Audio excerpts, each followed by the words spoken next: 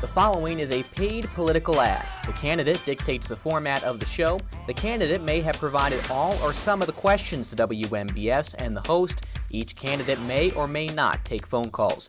WMBS and the host do not endorse any political candidate on air during a paid political ad. This is What's on Your Mind on your local station, 590 WMBS. Mike Sackley sitting in for Mark Rafel this afternoon. The show is being brought to you by Gabler's Drug, The Laundromat, Rock Bottom Motors, Chestnut Ridge Counseling, Attorney Doug Schultes, the Uniontown Hospital, Fairchance Dental Arts, Laurel Ridge Realty, SWGI, and Fayette County Commissioner Al Ambrosini, who is with us here in studio this afternoon. Commissioner, how are you? I'm doing very well, Mike. My standard answer is, I'm doing great. I only wish Fayette County was doing as well. Yeah. Well, we'll get more into that as the afternoon goes along. One thing I wanted to direct your attention to as we get started here is the news that came down earlier this week that Jack J. Cole is no longer in the race in the Democratic primary. First off, he talked about his family and that being a big reason as to why he was dropping out of the race. First off, your thoughts on that. And second, do you see yourself now that basically barring some crazy write-in campaign, you're basically into the general election, do you see yourself getting together with the other Democrat, Vince Vacides, and possibly building a coalition, maybe getting together, seeing where you can find common ground and put the message out there to the voters, your message going into the fall election? Well, Mike, let me answer that question this way. First of all, Jack Cole Jack Cole deciding not to run is actually a big surprise to me. Because he really seemed to come out of the gate pretty strong. And so I'm not going to talk about the reasons why he decided to withdraw. Those are obviously his reasons. But what I do want to talk about a little bit is because of that decision, there's a little less competition, at least in the Democratic primary. And competition, I've always worked in the private sector during my career, and so competition was always good. It gives people more choice. I mean, if it wasn't for competition, you couldn't go out and select, one of, 500 different automobiles to buy with various attributes. And I think it's the same way with everything.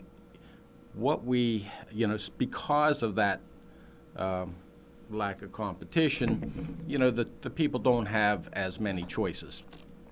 Now, having said that, I will tell you it's kind of nice, being able to go through the primary election without having to spend a pile of advertising dollars and that sort of thing.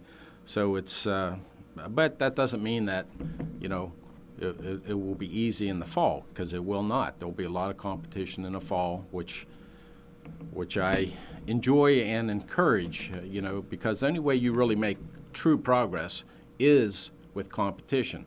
And that's how our entire country has been formed and has made so much progress, is through that competition process.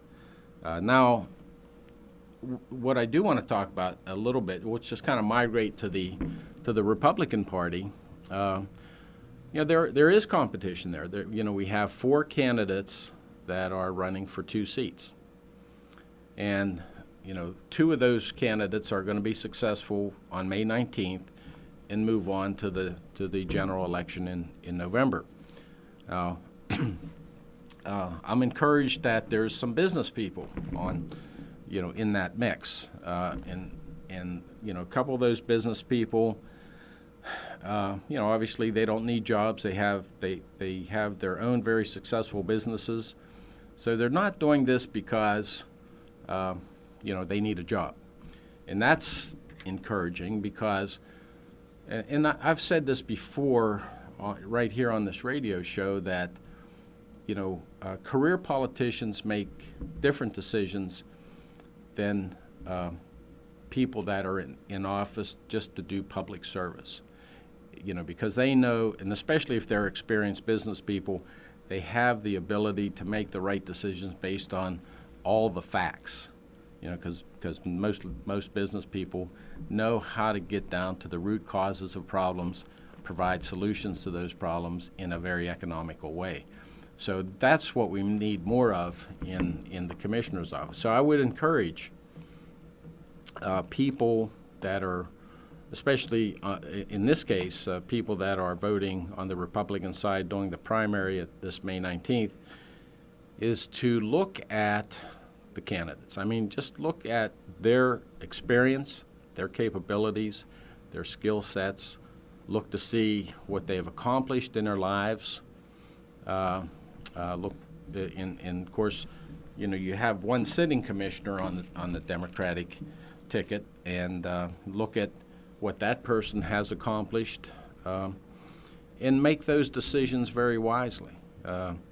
We have tremendous opportunities in Fayette County, and I can't say enough how excited I am about the opportunities we have to help create a much, much better economic environment than we have now or have had in the past. Well, in talking about that, Commissioner, I mean, the Fayette County's poverty rate is higher than the state of Pennsylvania. The median household income is lower than the state. The unemployment rate here in Fayette County is higher than a lot of neighboring counties. What can you do as a commissioner, and what have you done in your first term to try and foster that job growth, foster that economic growth? There's, one of the things that we can do from the commissioner's office, and I'll go into some detail here, and I hope I don't put people to sleep, but it's important to create, as the word you use, foster or help create jobs, especially in the private sector, that will give people the opportunity to have, make livelihoods for themselves and their families, and be able to afford all the things that everybody wants to have. Most people want to have a nice home, be able to buy a new car once in a while, send their kids to college or whatever school of their choice, and that ability has declined tremendously in Fayette County over the last 30 years or so. And so we have a remarkable opportunity right now to turn that around, and I mean turn that around in a big way. And one of the ways, I mean, let's face it, the three county commissioners are, the leadership of the local government, of the county government. And we have some tools that were, relegated to us by the state government in terms of being able to attract business through some tax breaks, temporary tax breaks, and those sorts of things. And we have to really go after that. I mean, we have to be the cheerleaders. We have to go out and bring those businesses in to the county. and here's what I've, you asked me specifically, what have I done? When I came into office, that was really my number one priority. We have other significant problems in Fayette County that we absolutely have to address and we have to solve. But economic development is really the key in providing prosperity in Fayette County that we need. And so one of the things, as I mentioned, I think a couple weeks ago, there was a couple projects like the $28 million investment in South Union that I was on the negotiating task force, which is going to provide not only a $28 million investment into Fayette County, it's going to provide 400 permanent jobs after it goes into effect, and the Boeing Aircraft Corporation, we're talking to them about expanding their workforce by 3 times.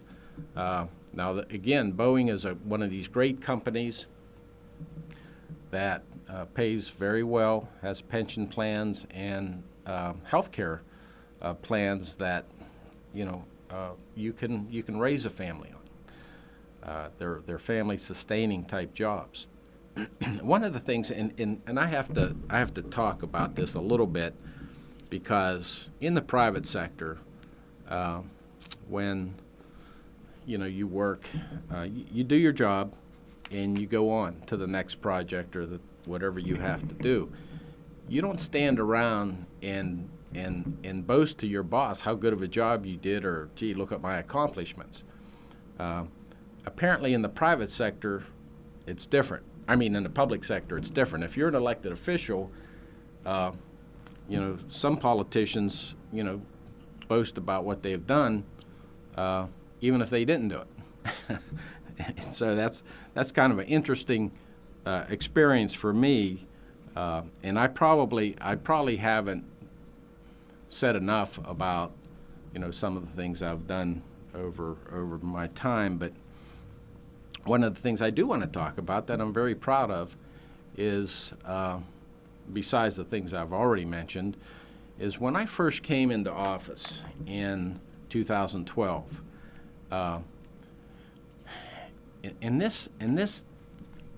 And I want to say this before I go on with my story. This is how any elected official can make a difference.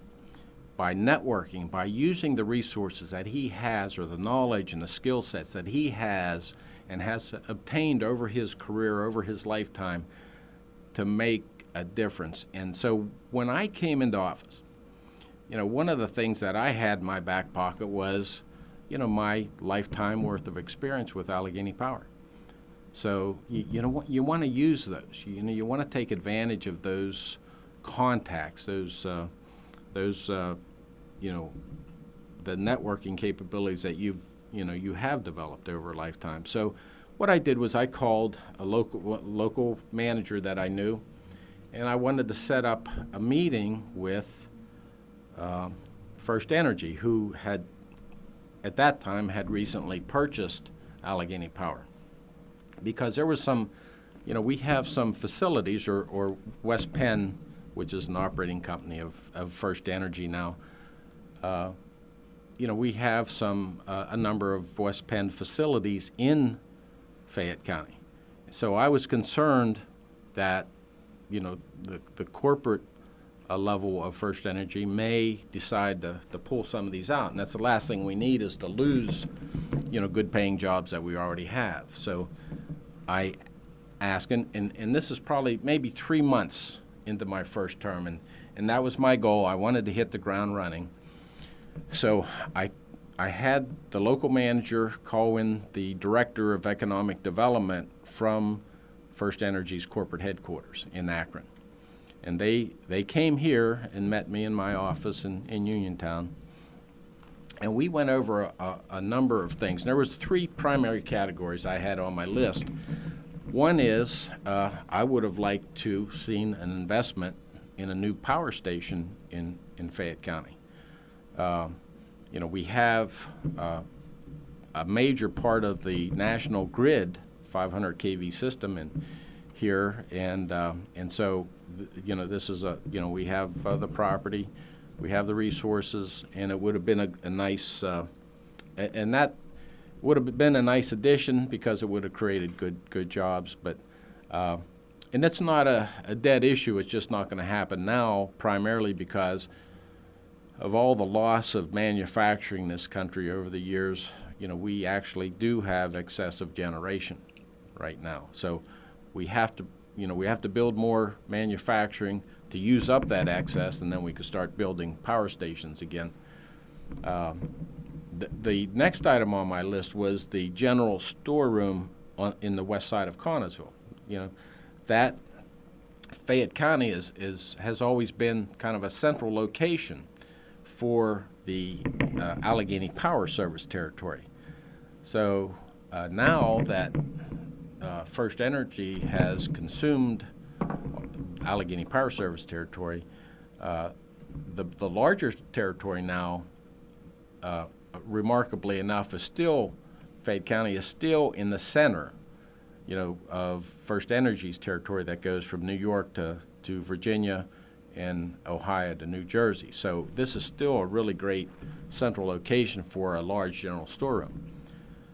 So as we were discussing these possibilities, I knew that, and it's always a good, when you're negotiating or having these discussions, it's always good to have more information than the guy you're talking to. And I knew that the director, very intelligent individual, by the way, very sharp man, he didn't know Fayette County as well as I did. And I knew that years ago we had purchased, the West Penn Power had purchased property,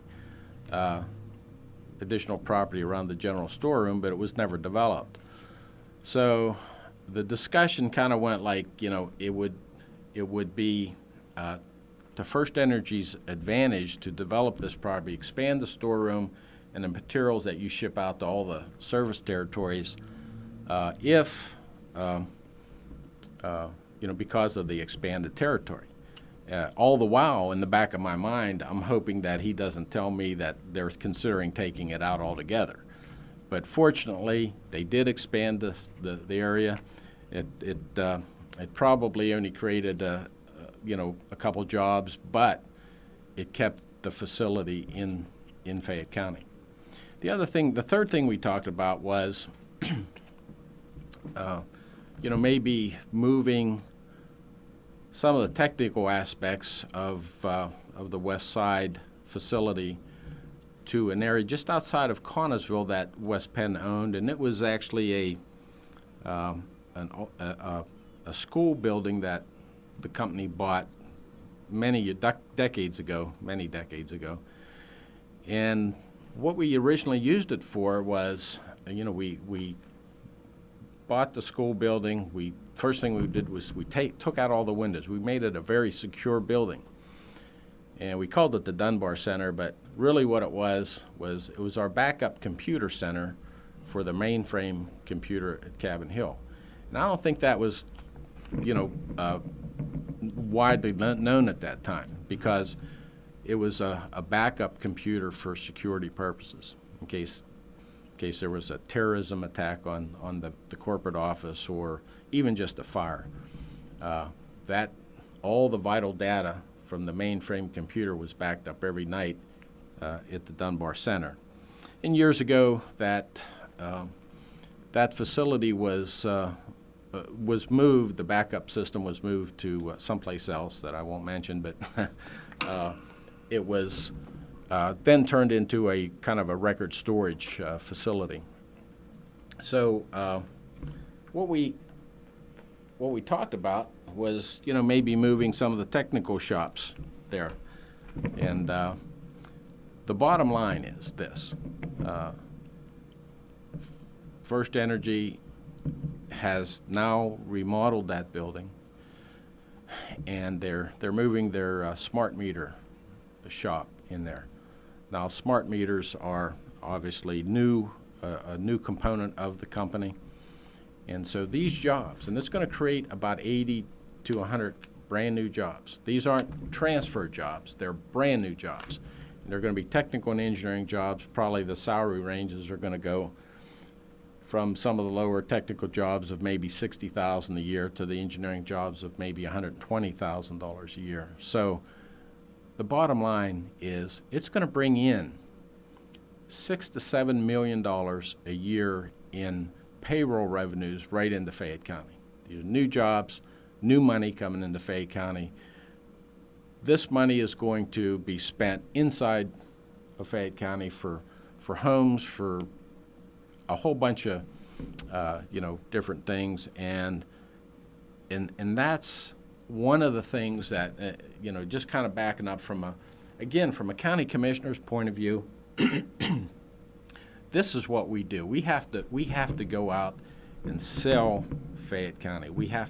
But we have to be smart about it. We have to know what direction we want Fayette County to go, and we have to create the jobs that people are going to want and be able to sustain their family. So, And there's a wide range of jobs that, again, we could talk about a little more. I guess we're coming up on a little break here. Let's go ahead and take a break, and we'll continue our conversation with Commissioner Al Ambrosini after this. What's on Your Mind being brought to you by The Laundromat, Rock Bottom Motors, Chestnut Ridge Counseling, Attorney Doug Schultes, the Uniontown Hospital, Fair Chance Dental Arts, Laurel Ridge Realty, SWGI, and Gabler's Drug. You can check out their corner ad in the Herald Standard.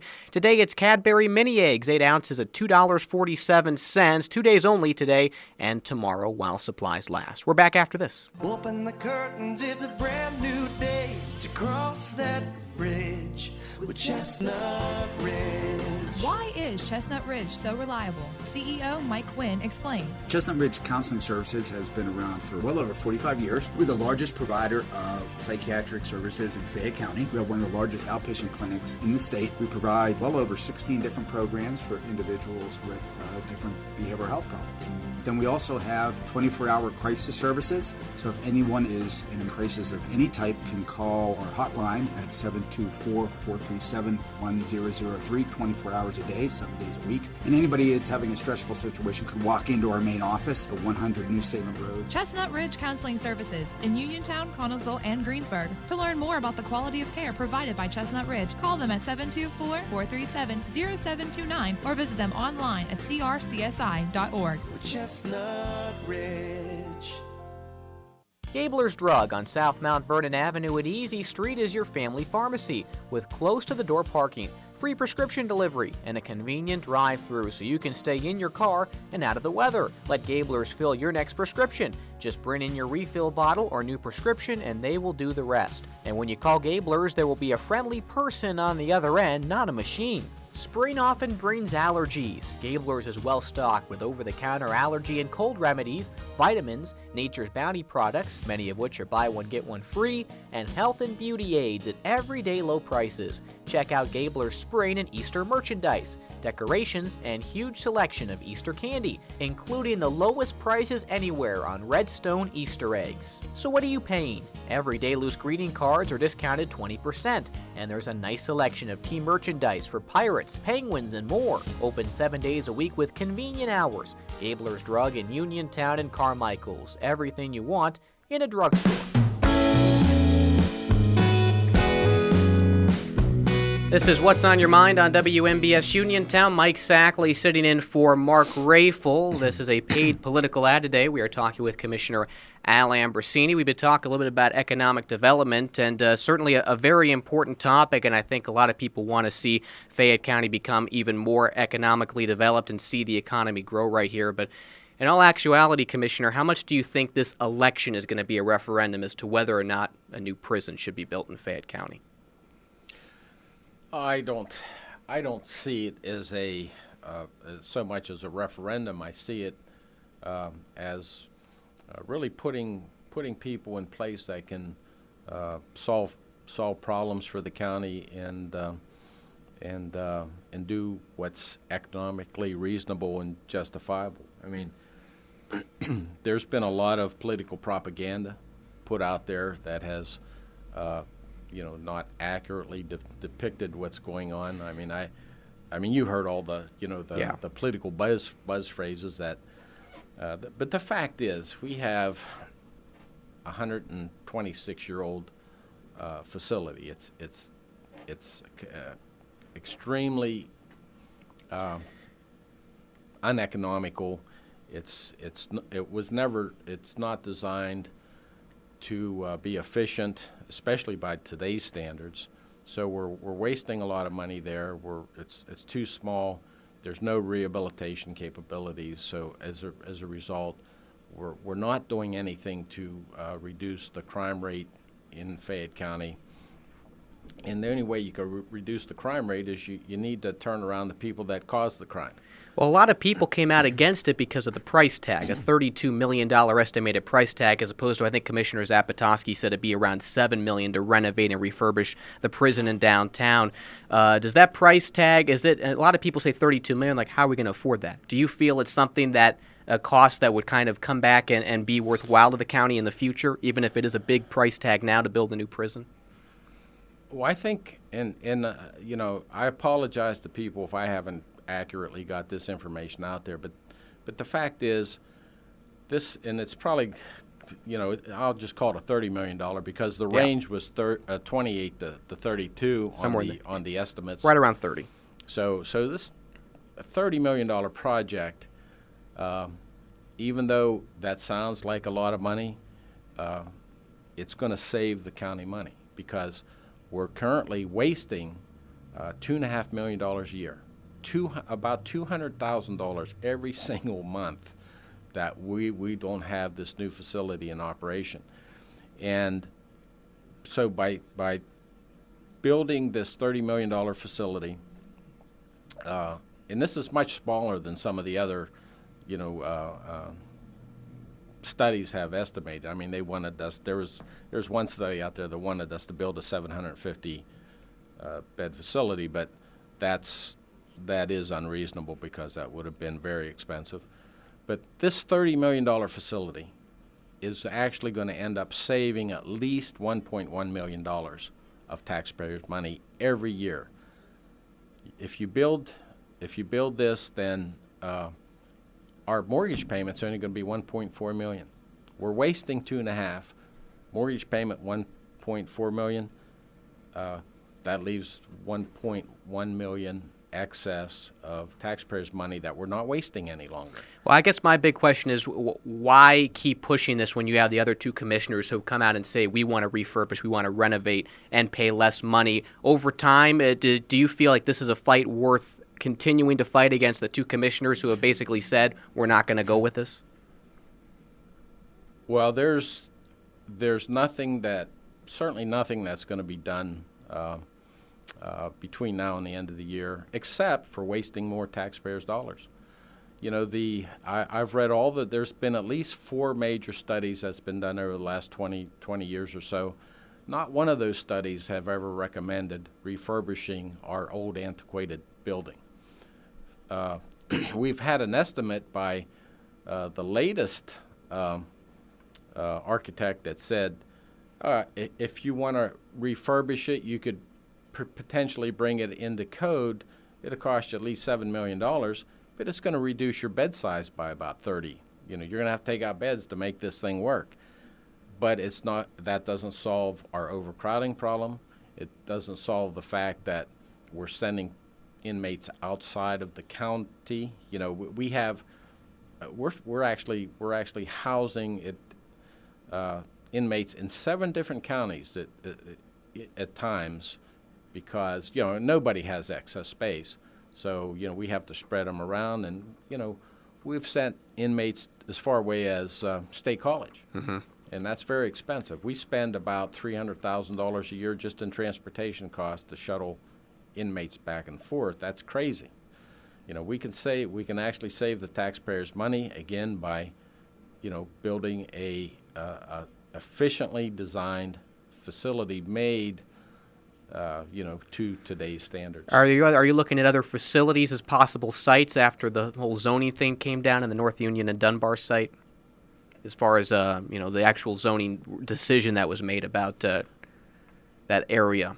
Yeah. Well, I think that there will. Obviously, there will have to be. We'll have to go back and look at various sites because from what I understand, the proposed site was sold or in the process of being sold. So mm-hmm. So yeah, we'll have to. But that's not a big issue compared to the fact that we just need a facility that saves the county taxpayers money. Well, Commissioner Zapotosky was very much in favor of this, and then back in August decided to switch his stance. Why do you think he did that? Was it political? Was it because of what happened with the Ethics Commission? What are your thoughts on that? Because he was in your corner there for a long time, and then all of a sudden, back in August, he decides to switch course. Well, I'm really not gonna try to get into Vince's head, but other than to say, listen, the facts are pretty clear as to what we need to do. All the stakeholders, anybody that knows the situation we're faced with in the county with the undersized, inefficient facility, an antiquated facility that we currently do, that decision was certainly political, and again, that's one of the things that we need to put people in the commissioner's office that are good business people and understand how you can actually solve problems and save money at the same time.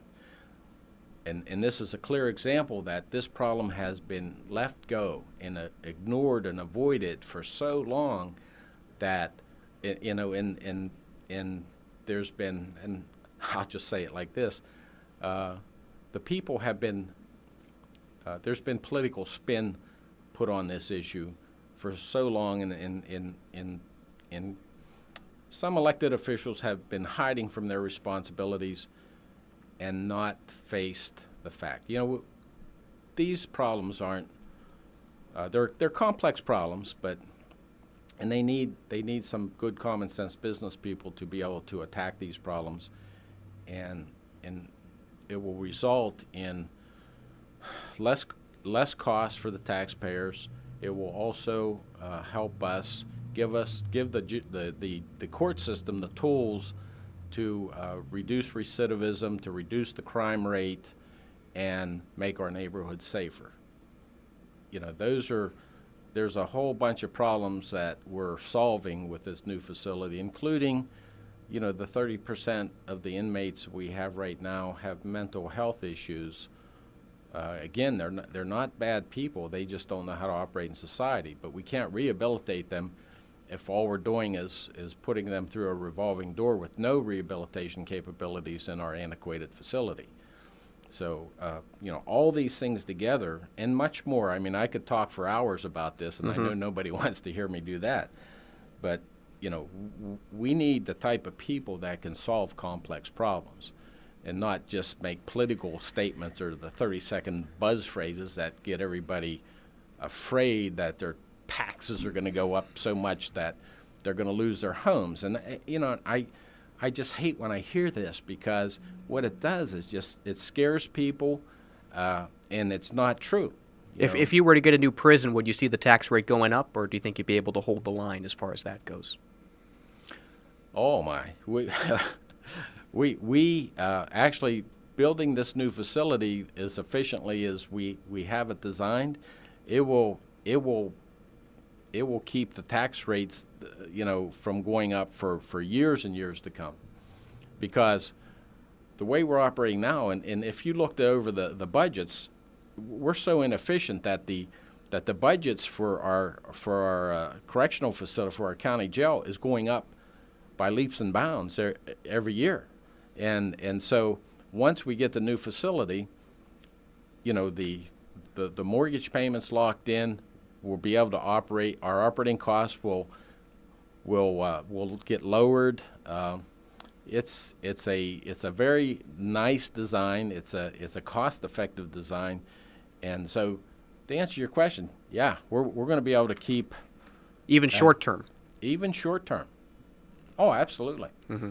Yeah, the day this facility opens its doors, we'll be able to save that $2.5 million a year. Now, will you continue to push for this new prison, even if, and I'm not sure where the stage is right now, if design and construction goes forward to renovate and refurbish the current facility right now?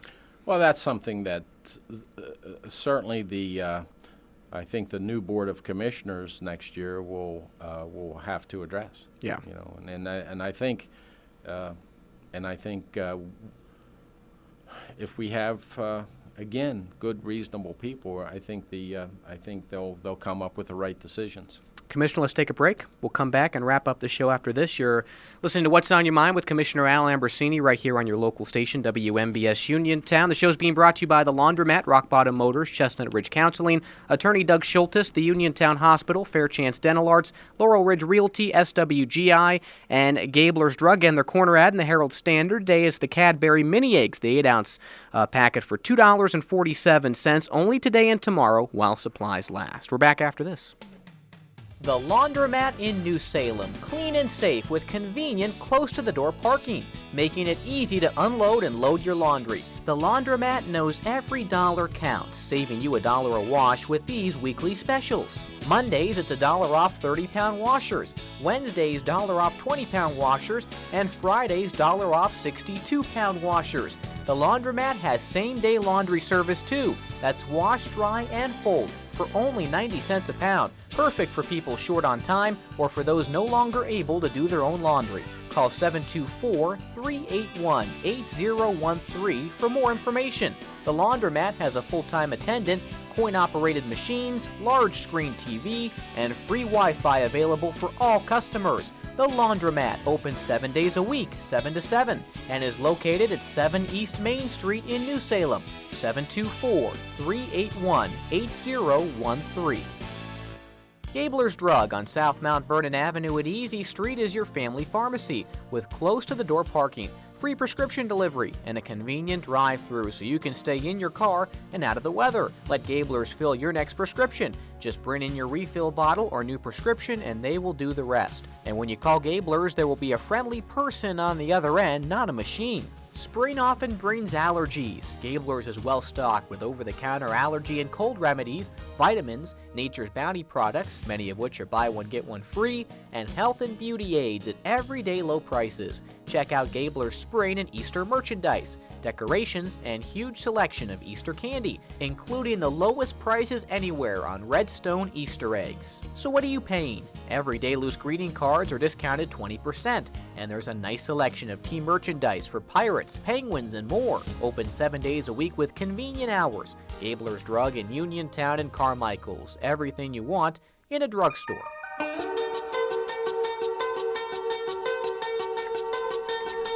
Back with you here on WMBS. This is What's on Your Mind. It is a paid political ad today with Commissioner Al Ambrosini. And Commissioner, we only have about 7-8 minutes left here in the show, so I wanted to ask you, and we've covered a lot here so far during our hour.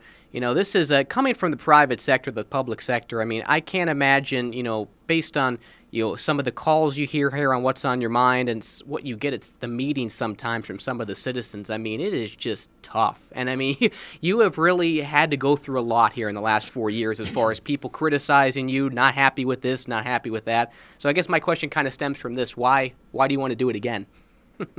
Well, that's a pretty easy question. Obviously, you're going to get, differences of opinion from various people or various groups. But I have to tell you, Mike, when I have an opportunity to sit down and talk to people, whether it's a group or individually, and I explain, what we're doing, why we need to do these things, they understand, and it turns them around. I think one of the biggest problems that I face, and as an elected official, and not only me, but I'm sure other people face, is the fact that there's so much misinformation. I mean, these I'll call it political propaganda. Some people call it political spin. In the world I come from, it's called lies. People are so inundated with misinformation, it's very difficult to ferret out the facts. And so one of the things I'm going to do, and I've already started to do this, is I have a website that I'm putting up. It's out there. I don't have it complete yet, but you could go and look on it. It's reelectambrosini.com, and so I'm going to put out some of the facts about some of the economic development things that I've done. You get to know a little bit about me, which is important because the background of individuals is important for the public to know if they want to go into the public sector as elected officials. And then I'll put out the facts, I'll put out the numbers, and I'm working on a spreadsheet that is kind of a Reader's Digest version of the economic assessment study. Now, I'll be the first one to admit, it's very difficult to go through a 30 or 40 page economic assessment study, that gets into just numbers and, so I'll simplify that, and I'll make a one page sheet. That will also, I'll put the full study on my website. I'll also put the one page spreadsheet on there, and if people want to ask me questions, I have a way on my website for people to ask questions. I'll be more than happy to answer. Again, I will offer to come out to anybody's club, group,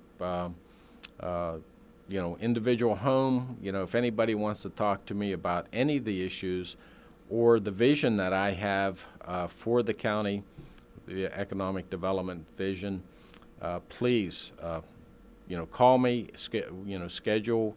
You can schedule me to come out to your event or group, and I'll be more than happy to speak and answer questions. So, I think that's the most important thing I could do, just to help get out the facts of what we need to do to make Fayette County prosperous. We have tremendous opportunities. Again, I keep saying that because, we have some remarkable energy opportunities that can help us bring manufacturing and other high energy use businesses back into Fayette County, where it will create good paying jobs for people. I know we talked, Commissioner, a lot about the prison today, but do you feel that you can find common ground with these current commissioners on these types of issues like economic development and like creating jobs and these types of things that could move the county forward? Yeah, I think I think all of what has been, all of what I've been working on for the last 3 years is just a common sense approach to number one, solving problems. Finding solutions to very complex problems we have in Fayette County, and the other issue is, creating and networking and working with others, not only others in terms of the private sector, other businesses, but also other elected officials, not only at the local level, but at the state and federal level, which I'm doing, to help encourage businesses to come in and help us create a lot of prosperity in Fayette County, and which in turn will help us regenerate our population, which is a major issue. And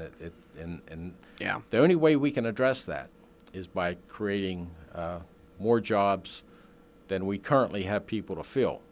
That way we could get our sons and daughters and brothers and sisters and back to move back to Fayette County, so they can have a nice career right here. Yeah, it's about getting people to stay in Fayette County and getting people to stay in this area. That I think is the most important thing. These are the types of issues that should be above politics. So, without a question. We'll see how things go as the campaign goes along. I got about 30 seconds left. Anything else you wanted to add before we wrap things up? Yeah, just real quick. I just want to make sure people understand the process of the commissioner's race. If you look at other offices, there's just, you vote for one or the other person, like in the controller's office. But in the commissioner's office, in the primary, you get to vote for two people. No matter if there's only two running or if there's 50 people running, you get to vote for two, both on the Republican side and the Democratic side. And then the two top vote getters in both of those parties then move on to the general election in November. And then it doesn't matter what your party is, you vote for any two of the ones you want, and then the top three vote getters end up being your top three commissioners. Commissioner, thanks for coming in today, and we'll see you next time. Okay, thank you.